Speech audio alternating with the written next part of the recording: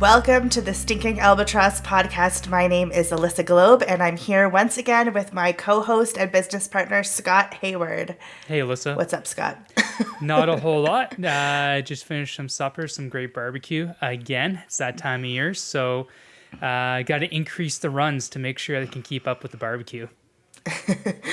Well, just as we get into our podcast here, that was like immediate small talk. And I want to just thank everyone for their feedback from our first podcast. Some of the honorable mentions were, of course, that there was too much small talk at the beginning. Your favorite, Alissa. It's your favorite.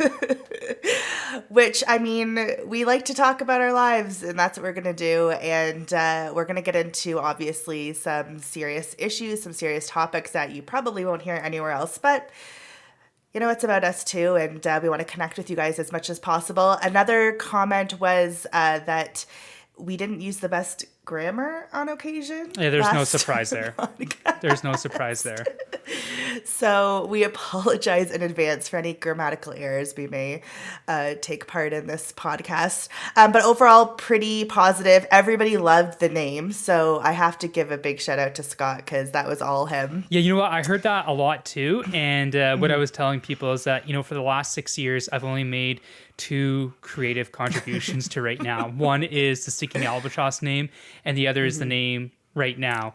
Actually, there's a third, if you don't recall, Alissa, I think I was the one, although I used a program for it, that made the logo for Right Now as well. So those 3 creative contributions over 6 years, I think that's pretty good. So get back to me in 2 years and I'll have another one for you. Yeah, so I guess we have to sort of thank Peter McKay too. So that's right. Yeah. Peter, if you're watching this. And I would like to thank you, Alissa, as well, for pointing out the fact that I didn't know the rhyme of the Ancient Mariner in our first podcast. Our good friend Jonathan, he was listening to it, and he texted me in all caps, "It's the rhyme of the Ancient Mariner." He always thinks I'm an ill-read rube, so that just confirmed it right there for him. I did have someone else say that we weren't as spicy, and I think maybe because we bleeped out shit, so maybe we'll just keep that in this time. Okay, there we go. See where it goes. There it is, right in the first 5 minutes. So, I mean, you barbecued. What else were you up to this weekend? That's pretty much it. You know, we were going to go for a walk as a family, my wife, my daughter, and I, but we kept getting like storm after storm after storm rolling through here in southern Ontario. So, barbecued some venison burgers that were a hit. I like to smoke corn on the cob as well. I think it gets a really nice flavor. I thought that was gonna go somewhere interesting, but okay. Well, corn on the cob. Yeah, no, sorry that's it's not as interesting. But last weekend, I can't believe I didn't think of this. For our first podcast last weekend, we were up in your old neck of the woods there in Barry's Bay. And we were about 100 feet away from the cabin that we were staying at. Really, it's a house up there.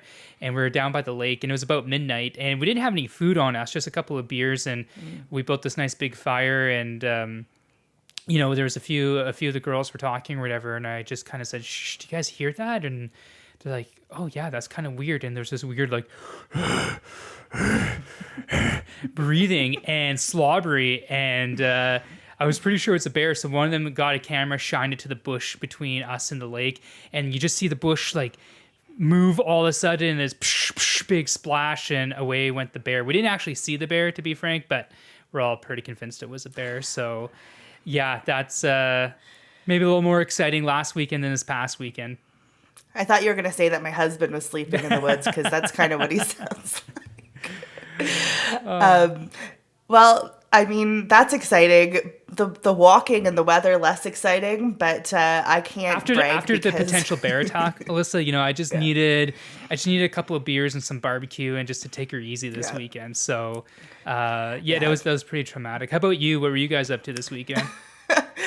Yeah, I mean, back when I was single, like a few years ago, I probably would have had some good stories, but my kids aren't sleeping well through the night. I baked banana bread. I weeded my grass, like pretty mundane things, but still, they need to be dead, and I enjoyed it, and that's about it. Crazy. Nothing super. Absolutely crazy. This is what happens when there's no, like almost no more playoff hockey, eh? Oh, I know. I can't believe that Tampa Bay's in it again. But I don't feel as bad about them beating the Leafs now, but still. Well, it could have been us. One thing we discovered on Twitter today is that Connor McDavid's a two-way player now, so that's good. Did you not see that? No. He was caught cheating on his girlfriend. Yeah. Breaking news. No. If we can get that, Dave. Breaking news. I don't know how serious or not serious it is. Yeah. No, it's serious. They lived together because they had a house. They did a whole commercial special feature. Yeah. So, but I don't know like how legit or not legit it is, but we'll keep you guys updated because that's why you're here. McDavid watch. That's right. That's right. Scott and Alissa. Exactly. Well, I'm rooting for. It's weird because I am rooting for Tampa Bay because 3 in a row. That's just not heard of. So yeah, we'll see what happens. Yeah. That's been since the 80s with the Oilers. 3 in a row has happened. So yeah, we'll see. Today's episode is brought to you by LaRosse Media. They make commercials and promos among other things. So next time you need a promo video done, check them out at larossemedia.com. If you dream it, they can produce it and help you market it. For this podcast, one of the first topics we're going to talk about is something that I find quite amusing. So there's this new book that's number 1 on Amazon Canada right now, and it's a parody children's book slamming Trudeau's response to the Freedom Convoy called How the Prime Minister Stole Freedom, which was modeled loosely on How the Grinch Stole Christmas. And I actually bought it from Amazon this morning, and it was written by Derek Smith, who's a Calgary-based full-time father of 3, so shout out to him. It's sort of like a kid's book, and it has amazing illustrations, a lot of inside jokes about Trudeau that have frequented Canadian media, and I think it's amazing that it's number 1 on Amazon, and it continues to be that way. And even though I don't have the book, I did do a little bit of research, and some of the lines in the book were really funny. And so the Grinch, his heart is 3 sizes too small, but in this book, Trudeau's brain is 3 sizes too small. And, one of the lines is, he hated it all, even the Charter of Rights and Freedoms. Please don't ask why. We don't know the reason. Which I love because he always touts the Charter of Freedoms. He's the Prime Minister of the Charter. And I just love that they're going after him and that people are responding to it. Did you hear about this book? Have you taken a look? Or yeah, you had brought it up to me, I think over the weekend or something like that. And I did take a peek at it, and it's kind of interesting that it's number 1 on Amazon here in Canada. It seems to follow kind of like a parody of like a Dr. Seuss book. So it's at a level that the Prime Minister can read if he's ever interested in it. And maybe. It just goes to show kind of how offside the Prime Minister is increasingly on this issue. I don't know if that's something you want to get into or not, but like there's been some developments over the last each day. There seems to be more and more of a contribution to the voices out there criticizing the federal government for the restrictions that they have. So I looked up on Our World in Data. I believe that's the name of the website. That's the one I was kind of following at the beginning of COVID to see where countries were with what the COVID death rates were, hospitalizations rates. You got to see them decrease, thankfully, over time, quite a bit, where there were vaccinations. And now they have stuff like where countries are for their restrictions and for internal domestic travel. Canada was one of the top 19 worst countries or most restricted countries, depending on how you want to look at it. And today, there was another editorial in the Globe and Mail about how the travel restrictions aren't necessary. You had the CEO of WestJet come out, I think last week it was, Alissa, saying to get rid of the domestic, at least the domestic travel restrictions, probably international as well. So it's no surprise to me that this book is a top seller in Amazon Canada for the past little bit here. And shout out because Trudeau has COVID-19 again, just a few months after he had it the first time. But he has his boosters and his original vaccines, first 2 doses, so he should be fine. But it's funny because Michelle Rempel-Garner posted something earlier about how much conspiracy theories kind of are spread across Canada, and we're really bad for that. So I'm going to to give her another one, because it's really funny that Trudeau would come back from international travel and all of a sudden have COVID-19. And the last time he had COVID-19 was conveniently when the Freedom Rally rolled into Ottawa. So perhaps it's a coincidence, perhaps it's not. But we'll see what happens. It's interesting because that there was a story that broke in the Hill Times late last week that stated that there's kind of been rumblings within the Liberal caucus, and we saw this when the federal government was introducing the Emergencies Act. The federal government at one point was quite concerned. You mean that the Emergencies Act that the police asked them to? Yes, yeah. Marco Mendocino's in a little bit of trouble there. Yeah, maybe some mistruths and half truths, but anyway. So the story basically was saying that in the article, that a good, healthy majority, they said a majority of the Liberal caucus thinks that it's time to get rid of all mandates, it sounds like. So not just domestic and international travel mandates, but vaccine mandates as well for federal employees. I think a lot of people forget about that. If you're employed by the federal crown, even in the military, for example, you have to be vaccinated in order to retain your position. Although I kind of view it like the longer this goes, it becomes more and more of a political loss, almost like a stinking albatross, one would think, around the neck of the government. It's sort of like the Canada Summer Jobs issue, because they thought that it was sort of a winning issue, but then there was so much backlash, even from members of their own caucus who voted against having the Canada Summer Jobs attestation, that they did eventually have to change it, whether it was for better or for worse, but they did want to show the country that they did change it. But they really, really held on to it as hard as they could, and they still didn't really change it that much. And I feel like it's the same sort of issue. And, the Conservatives did tout that as a win, and they should. Like, that's the whole point of the official opposition. So, it just goes to show how vindictive Trudeau it really is. Well, it's kind of interesting because the Liberal Party of Canada under Justin Trudeau is very different. Like he came in 2013 being one of only 35 MPs, so less than 10% of the House, or about 10% of the House at the time. And the Liberals were, I think, like the third party or fourth party in the House of Commons at the time. Third party. They barely had official or a party status. And really the guy, he took the party on his back and the people around him, and they more or less saved the party. Look at the Liberal Party of Ontario. They now have 2 provincial elections in a row where they didn't win official party status. That easily could have been the federal Liberal Party of Canada, but props to Trudeau, he turned it around. That being said, he really did shape the party kind of in his mold. And I know that a lot of Conservatives like to highlight, and sometimes I think they overdo it, that years ago he was doing some sort of event in Toronto, and they asked him what kind of what was another country out there that you really admire, and he was saying the dictatorship of communist China because you can get things done efficiently or whatever. It's a dumb thing to say, no doubt.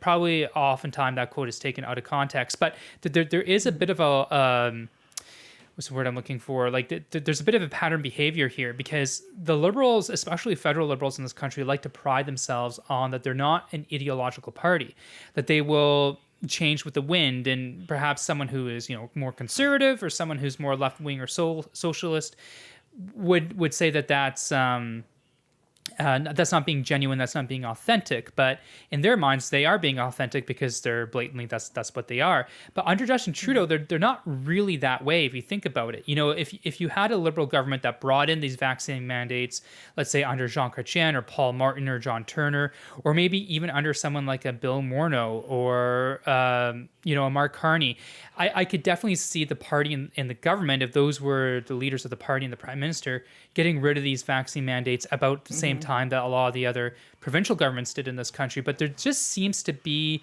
this strain of not admitting when you're wrong, or when things have changed, or when the situations change under Justin Trudeau and the Liberal Party when Justin is leader. I just find it very interesting. It's really not in the tradition of the Liberal Party of Canada. Yeah, I mean, look at the two things. I don't know why I'm thinking of this, but I to go back to Top Gun, I was reading this interview. This is all going to make sense, I promise.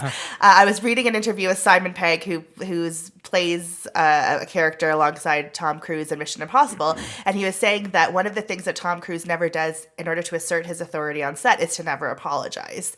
So if he's called out, he just changes the subject or says something else or says, or just ignores the question, basically.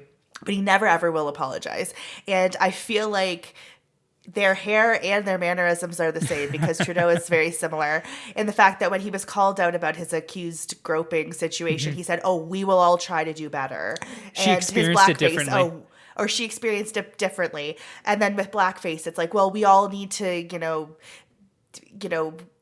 we all need to do better in terms of racism and discriminatory actions. And he uses the term "we," and it's not the royal we. It's trying to incriminate all of Canadians as if they're the racists and they're the ones who did this. Maybe he was speaking about the We Foundation, And even with mask mandates, he was called out today by violating the mask mandate rules. And he said, again, it was something like, "Oh, we are the party of science. We will follow the directives," and whatever. I can't remember his what he specifically said, but it was never that he was sorry or that he messed up. And some of these things are very serious, like the accused sexual assault allegations. So he never admits any wrongdoing, and I think that's how he tries to assert his authority. But in the end, I think it just makes him look worse and worse. It's interesting because I think if the Liberal caucus, as is now, had even half of the attitude, I suppose, that the federal Conservative caucus has, that I don't know if he would have made it through the month of February, like how Aaron O'Toole didn't make it through the month of February. The thing is that Aaron O'Toole more or less inherited a caucus, kind of like Andrew Scheer. Like, you have a lot of people in the Conservative caucus who have been there since before Aaron O'Toole, before Andrew Scheer, that were elected under Harper. So, they don't really owe anything they didn't really owe anything to Aaron O'Toole.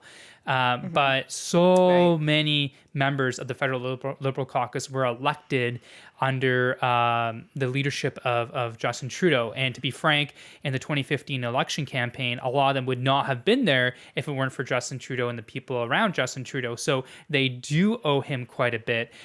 I think it's a matter of time as to when that begins to dissipate. I mean, I think we were already seeing it over this calendar year in 2022 when they were debating the Emergencies Act back in February or whenever that was, as well as I think you're starting to see it with some of these mask mandates, or not mask mandates, pardon me, vaccine mandates.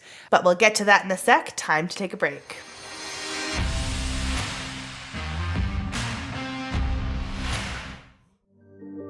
Nature communicates with us in a universal language. The sunrise starts a new day. The sunset marks our accomplishments. The most beautiful communication is where the speaker and the listener match perfectly and understand the same message. Your future audience is waiting to hear from you. What message do you need to share? At LaRosse Media, we fashion beautiful communications through our professional video production services and marketing strategies. Create your own most beautiful message. Visit larosmedia.com and be sure to check out our extended service options. Dream, produce, market, succeed with LaRosse Media. Serving Canada from coast to coast to coast.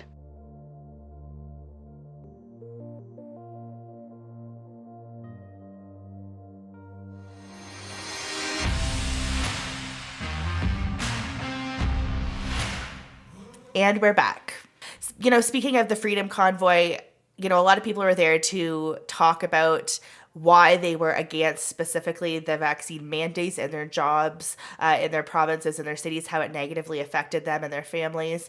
And for that, they were arrested, they were trampled, they were kicked out of their city, and this goes hand in hand with freedom of speech, which is at jeopardy right now with Bill C-11, which I think a lot of people don't know about or don't really understand what's happening. But Andrew Scheer put out a video on Twitter this past week, which was really good. If you haven't seen it, check it out, because it does explain it quite well. And it also explains the history of persecution when it comes to freedom of speech, like throughout history, and to present day, which is a scary thought that this is the direction that our country is going in. But what do you know about C-11 and what do you think about it? Well, I did some research on this because there's been a few different bills that the Liberal government has introduced in this parliament that were present in the past parliament but died on the order paper when there was an election. So just for people who don't know, if you have a bill that's making its way through Parliament, whether it be in the House of Commons or the Senate, and then all of a sudden the Parliament is dissolved for an election campaign, all those bills die. So you have to reintroduce them in the next Parliament once the election campaign is over. So the precursor to Bill C-11 was C-10 in the previous Parliament. It's just happened to be a coincidence that you go from 10 to 11. There's no connection there. But I just wanted to do some research for this just to make sure I wasn't mixing it up with Bill C-10 because there have been some changes. So basically, the premise of the bill that the Liberals are advocating is that they want to increase and maintain Canadian content. So this concept of Canadian content, or CanCon as it's called in media across the country, is I think personally archaic. It comes from the 80s, maybe even a little bit before that. And basically it forces broadcasters like television networks and movie producers and things of this nature that in order to receive, either funds from the government or certain, I don't know about tax credits, but certain favorability from the government and whether or not your stuff will actually be on broadcast television, you have to have a certain amount of Canadian content. And it's a 10-point system. So you get, points for if your lead actor or actress is Canadian. You get points if the writers are Canadians, the producers, the directors, all that sort of stuff. So I think they came up with a system in the 80s. And so, but the problem is that a lot of people, myself included, don't necessarily go to cable television anymore to get a lot of content. We go to the internet, like, for example, this podcast. And, YouTube is one of those platforms that has exploded over the past, 10, 15 years. There's tons of content on there. You can now monetize it to a certain extent. So you can kind of get around the old legacy broadcasters. You don't have to take your sitcom idea or your sketch idea to CTV or Global or whatever. You can buy a couple of cameras for relatively cheap. You can put something together and you can put it on social media, like on a YouTube channel. So anyway, the bill then takes that CanCon, that Canadian content criteria, I suppose, and applies it to the internet, which is, how do you apply anything really to the internet? The Liberals can't, have an opt-in for, violent pornography, but, they're going to try and maintain Canadian content on the internet, meanwhile getting rid of Canadian content. A good person to follow about this is JJ McCullough, who has a great YouTube channel, and how this affects actually different Canadian content producers on YouTube.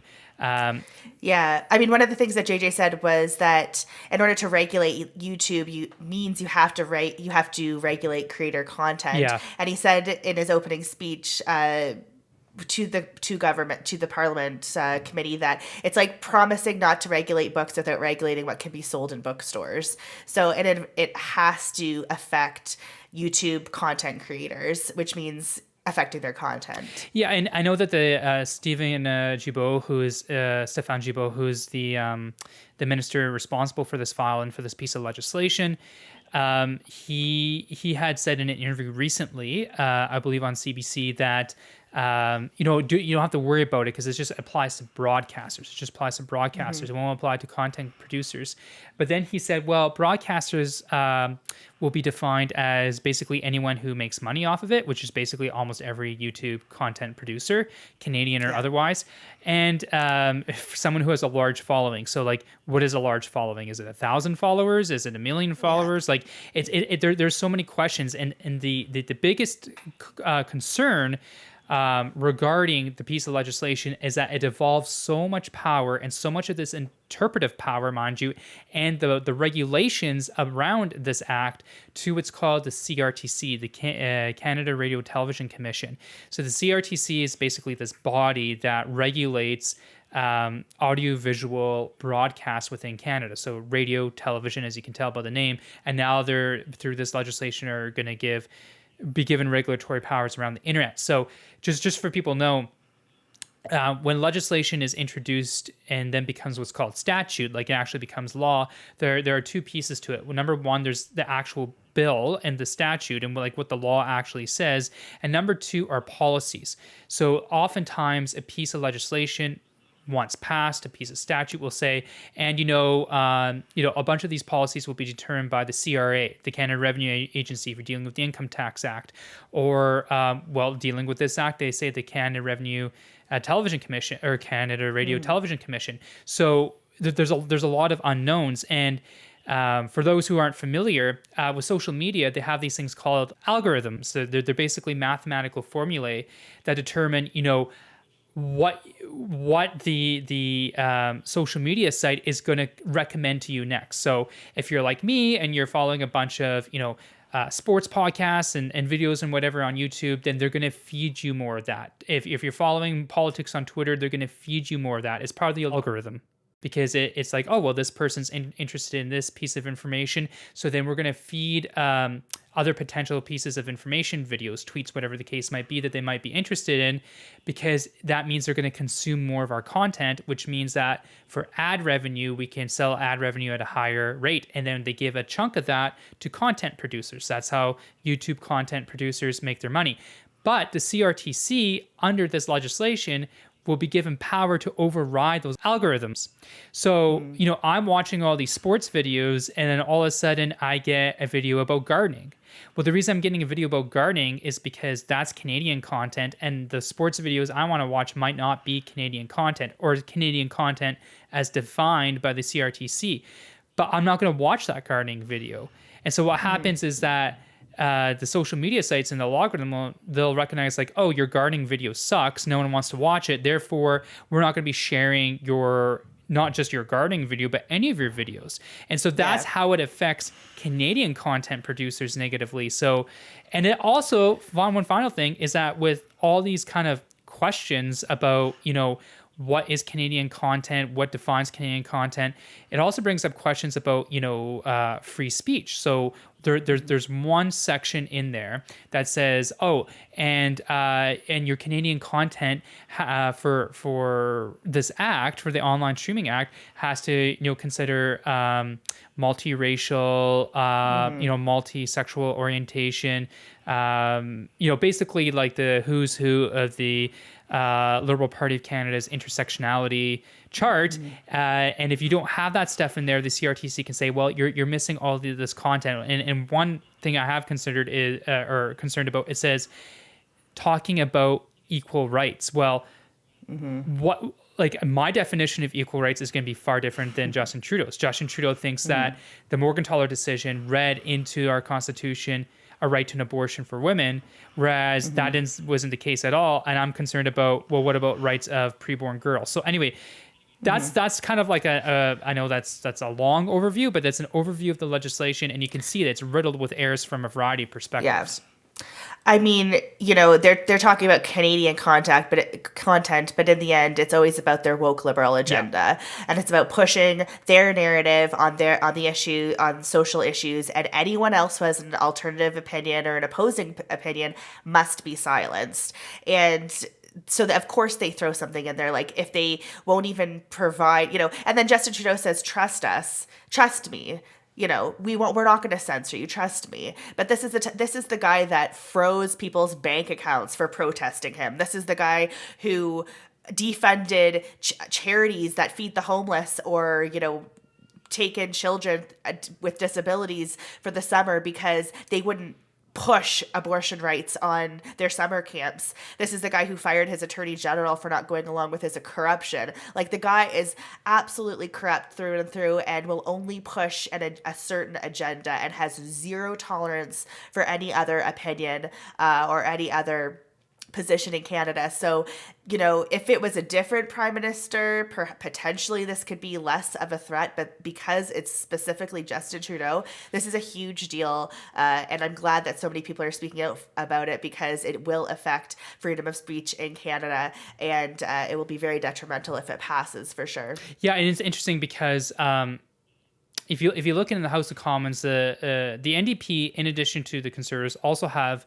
concerns with the legislation, often from a similar perspective regarding freedom of speech, and how is this gonna affect certain content producers? Like, is it gonna affect a political party from being able to buy ads on YouTube and things of this nature? Very well might.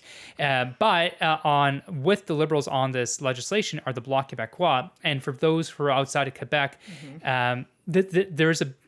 Quebec is a big pusher for having this legislation from the CanCon perspective. So, it's kind of funny because in the last few years, the CRTC would rule that, like, this video made about how awful Trump is meets our Canadian content criteria, and so we can allow that to be widely shared on broadcast media. But Handmaid's Tale, which is written based off a Canadian author, doesn't meet that criteria.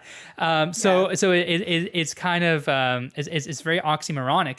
And but from the Quebecois perspective, you don't have as many Quebecois, going down to Hollywood or New York or London or wherever else, kind of spreading their culture. Like you have a lot of Canadian, comedians and writers and whatever, the actors and actresses that have, by storm in the last 20 or 30 years, really kind of taken over American media in certain perspectives. But for Quebec, it doesn't really apply that way because of the French language. And so the Canadian content from their perspective is really, really important. I'm not saying that's either right or wrong, but that's why the Liberals will have the Bloc support on this particular piece of legislation. So it's kind of interesting to see politically, as well as geographically, how this plays out quite differently in different parts of the country from different perspectives.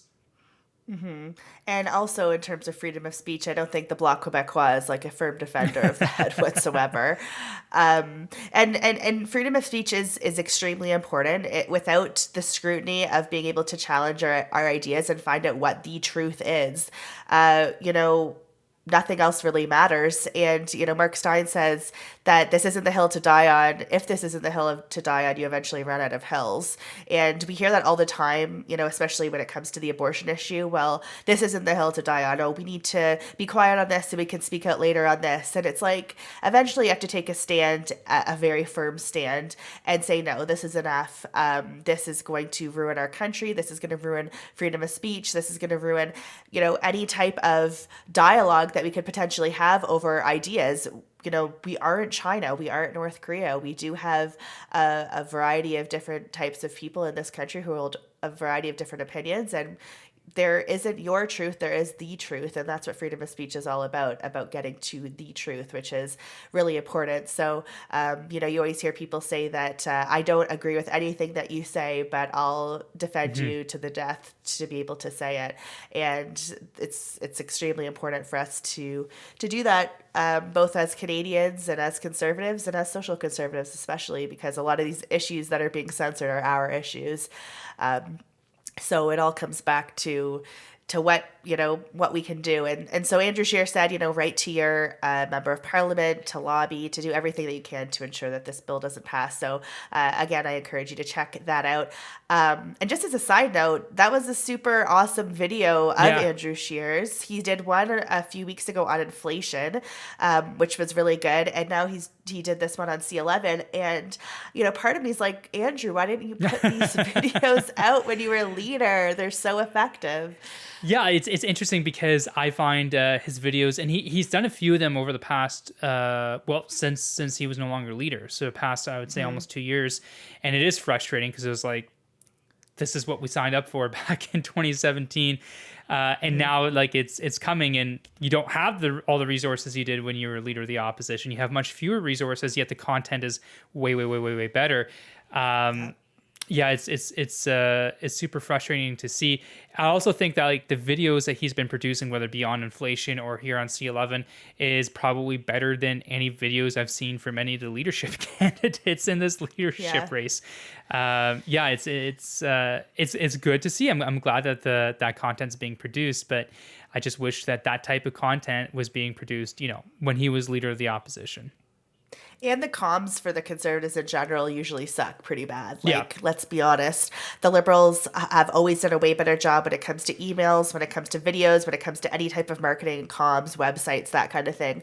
So I'm glad that they're stepping up their game because, there is a significant number of people in the younger generation who do look to TikTok. They do look to Instagram and social media and Twitter to see those short clips, those short videos, and see what, the Conservatives have to say. And I think that's sort of the drive and why people get behind Pierre right now is because he has like one single issue that he really pushes, but he does it really effectively. His comms on that issue are effective, and people are feeling it at the gas station. They're feeling it from their paychecks. They're feeling it in their everyday life that, things are more expensive, that they have to pay more taxes, that gas is insanely high.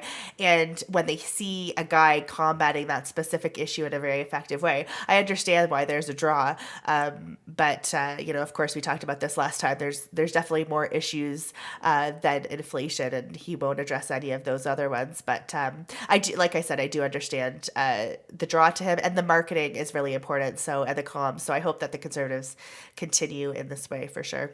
Yeah, one thing about the inflation issue that I find interesting is, and I can't remember if we talked about this last week, but you're noticing. So there's three big main drivers right now of inflation in Canada. Number one is housing. Number two is gasoline. Number three is groceries. Gasoline and groceries are typically tied fairly close to each other because you need gasoline to produce fertilizer. You need gasoline to put the seed into the ground. You need gasoline to harvest your crop. You need gasoline to dry your crop and store your crop. And then you need gasoline to transfer your crop to be produced into, grain, into bread, or whatever the case might be. Then you have gasoline to take that bread to market. So it's often those two are tied quite closely together.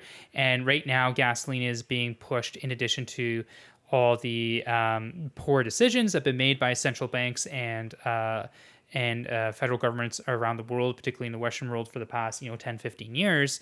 You also have the war in Ukraine with Russia that also is pushing up that gas price a little bit. But the third one, or the first one really, that's not quite as attached to those two is housing. And is interesting because you're starting to see across the country, maybe besides Alberta where you are, Alissa, because you have the oil and gas industry there that would keep fueling, pun intended, keep fueling those housing prices.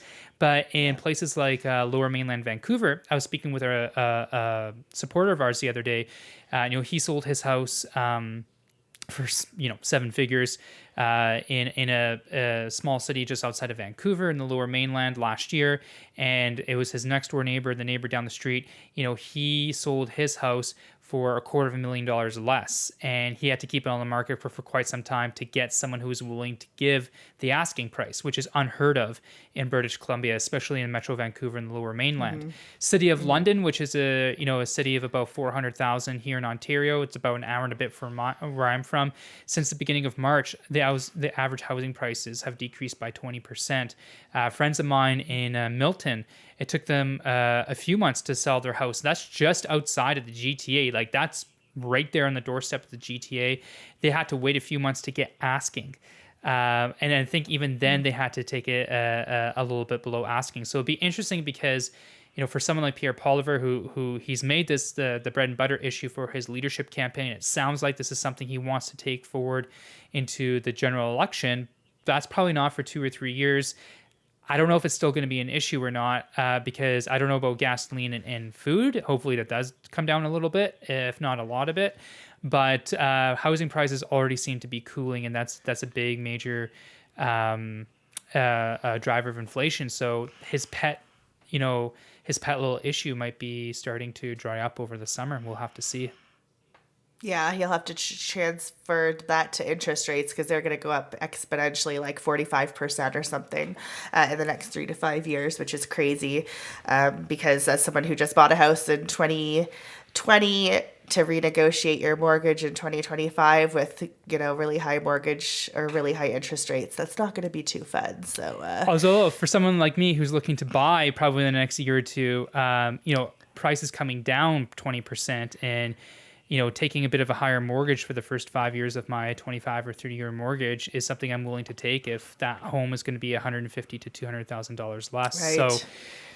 So it's interesting to see how these cycles go forward. Yeah, high interest rates generally suck, but the Bank of Canada had a 0% interest rate for like 15 years or something close to that. That's just not responsible. Like having a 5% mortgage rate is pretty average.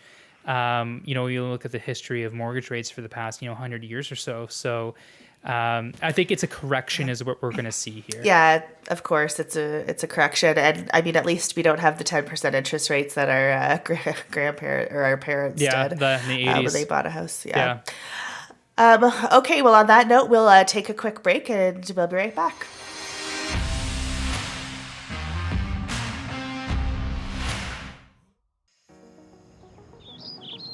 We live in a world that grows through communication. Every connection comes from a dream to be heard and realized. To welcome a better future. What are your dreams? LaRosse Media will help communicate your vision through our professional video production services and marketing strategies. Start building connections to your future audience. Visit larosmedia.com And be sure to check out our extended service options. Dream, produce, market, succeed with LaRosse Media. Serving Canada from coast to coast to coast.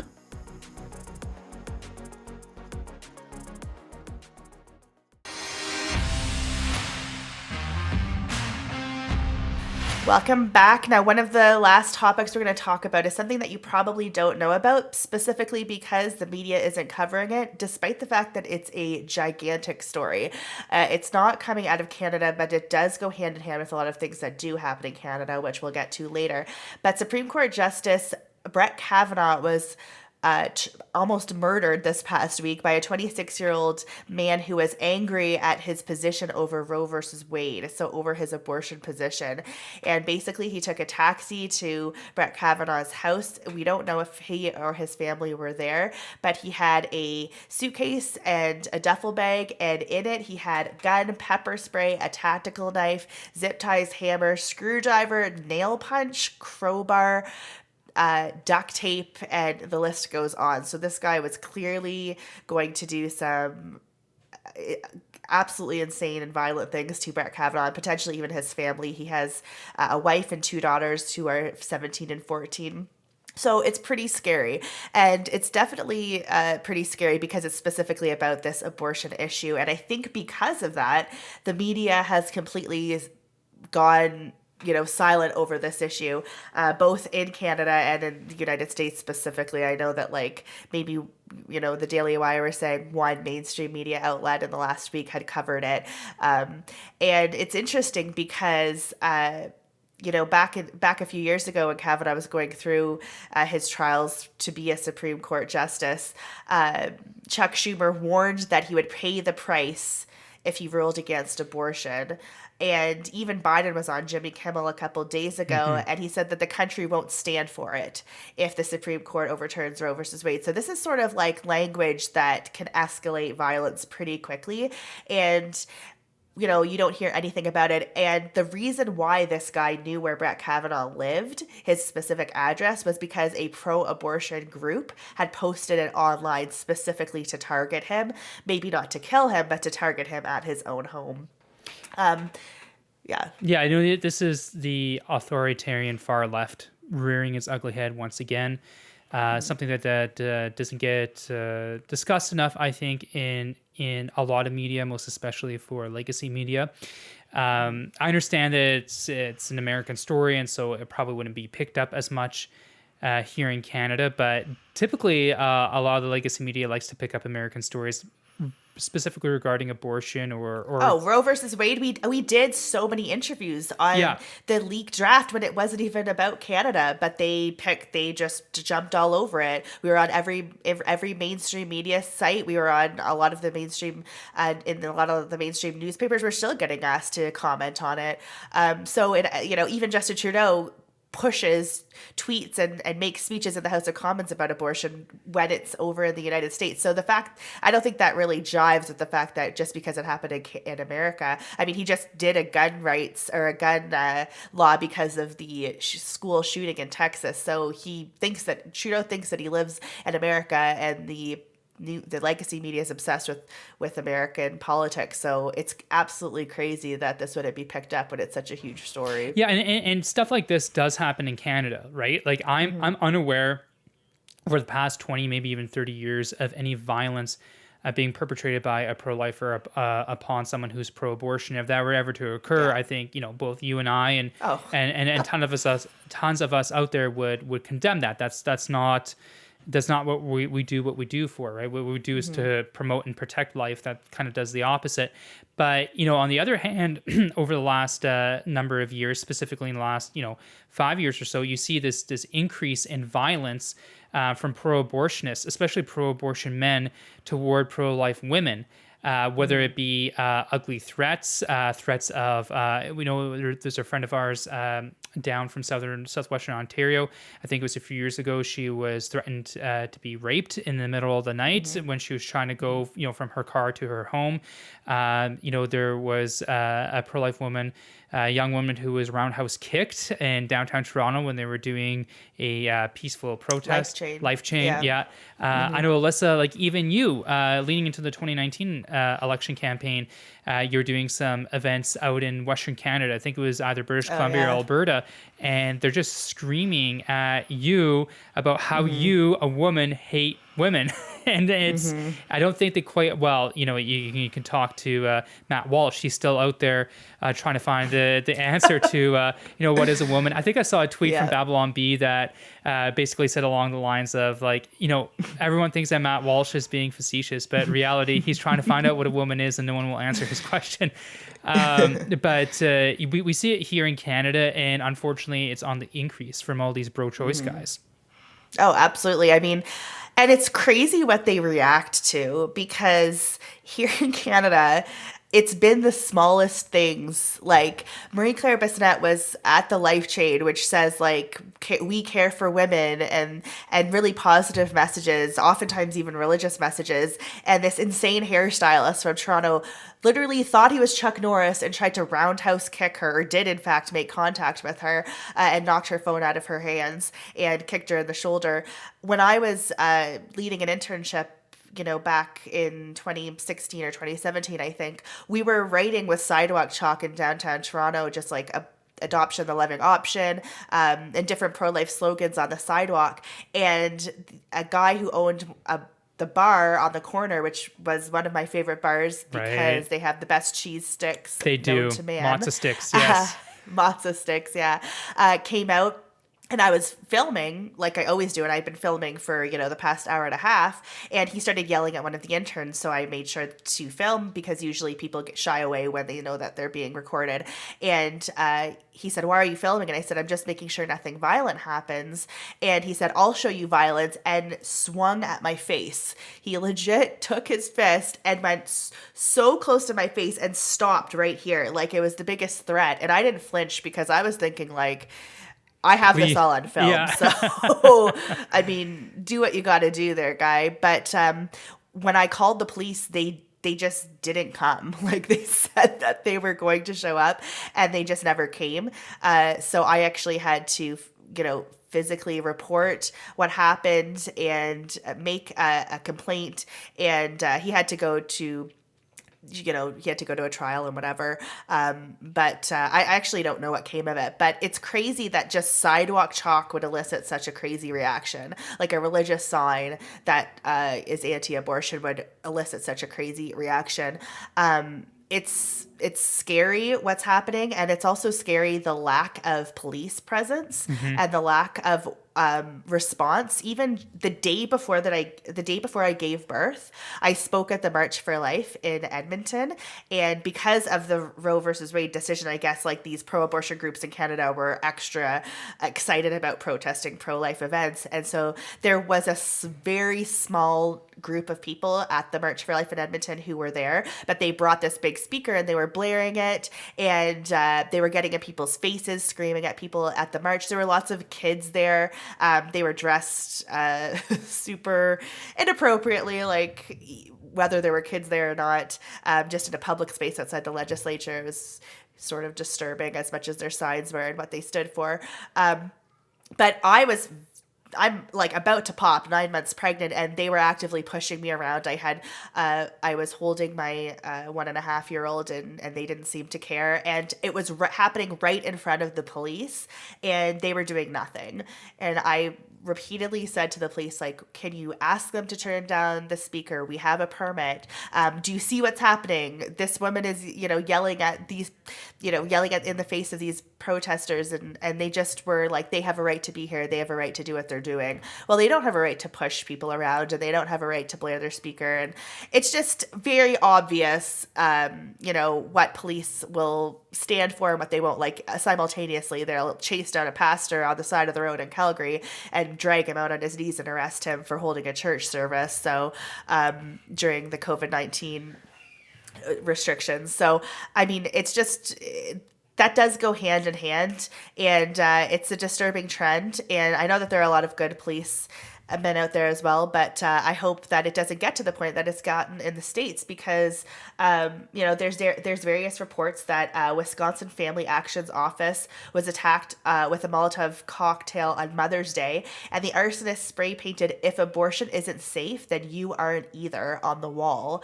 Multiple crisis pregnancy centers across the states have been the victims of abuse, and there's a radical pro-abortion group called Jane's Revenge, which warned that more attacks were coming, and said Wisconsin was the first one, but that they're going to happen all across the country. And they issued a 30-day ultimatum for all anti-choice organizations and fake clinics, crisis pregnancy clinics, to disband. So this is increasingly getting escalated. It's with no help from politicians. And even back when I was protesting Justin Trudeau, I had a lot of hate tweets, and one of them was in fact from an Oakville city councillor who's still a city councillor, named Jeff Knoll, who called me a terrorist. And it's just really inflammatory language from politicians that can incite violence, and obviously has in the States. And it's escalated here as well, and it's a disturbing trend. And so we need, pro-life politicians, and even if you're not pro-life but are obviously against this violence, to make their voice heard in a more prevalent way, because someone's going to get killed. Yeah, I don't think they realize how much of a disservice it does for their side. The leftist, the far left authoritarians, especially when it comes to this issue of abortion. I think, someone like Leslyn Lewis is right. She talks about this all the time. Like, whether you identify as pro-life or you identify as pro-choice, I think most can meet in the middle on a great variety of issues, which mathematically and statistically that is the case. One of them being supports for women in crisis pregnancies. Our friend Jonathan Van Maren, he likes to talk about the epidemic of unwanted abortions in this country. Like, there are a lot of women who, they find themselves in perhaps what seems like a very difficult situation at the time, and the one and only answer that people often give them is, well, get an abortion. Like, no one seems to give a shit about, like, well, let's get you some formula, and like, let's help you go through school, or and like, can there be reconciliation between you and the father? Sometimes that works, sometimes that doesn't. No one seems to be interested in that. And so when you are taking the charitable status away, or threatening to take the charitable status away of crisis pregnancy centers, or requiring that there be 150-meter bubble zones around those that do abortions, and people from crisis pregnancy centers can't engage in just conversation. There we go, free speech again, with women who are abortion minded. Like it does a disservice to the other side, and it brings more and more people into our fold. I mean, we already have a majority on a lot of pro-life questions, but this just makes our job a little bit easier. You don't want to, I'm not saying I want there to be violence, or I want to see the charitable status taken away from crisis pregnancy centers and the good work that a lot of those women do in those institutions, but the authoritarian left, like I think Bill Maher even had commented that he's shocked that the New York Times hasn't picked up the story about Brett Kavanaugh. When you have Bill Maher, defending, the pro-life or parts of the pro-life position, you know that you're starting to lose the grip on the culture. And I think that's why they turn to violence so quickly and so readily, is because they know they're starting to lose the grip on the culture. Yeah, absolutely. Well, we'll keep an eye on this story and on others. And thank you for joining us for our second podcast. We will be back next week talking about more issues facing our country, what Trudeau is up to, and what hairstyle he's sporting. So make sure you stay tuned. Again, I am Alissa Golob. I'm here with my co-host Scott Hayward from Right Now. You can catch us on Twitter at RightNowHQ. Scott is at Scott M. Hayward, and I am at Alissa Golob. So we'll hope to talk to you next week. Thanks for joining us. Bye for now.